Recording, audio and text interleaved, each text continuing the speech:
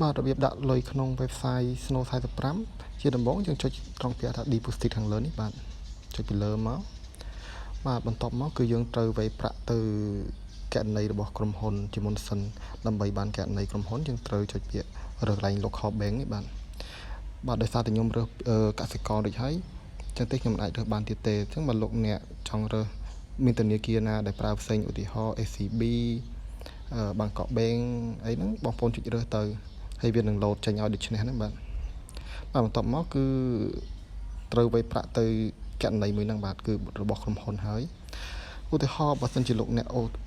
អូនទៅ 1000 បាតរួចហើយលោកអ្នកត្រូវបំពេញបន្ថែមទៀតបាទពេញ password account របស់លោកអ្នក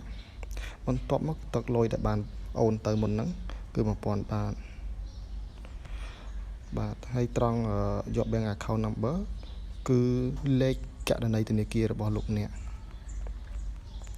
បាទបន្ទាប់មកខាងក្រោមនេះគឺឈ្មោះគណនីរបស់លោកអ្នក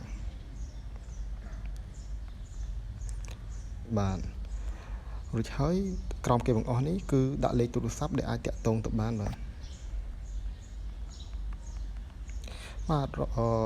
បានពេញអស់ហើយគឺលោកអ្នកត្រូវចុច submit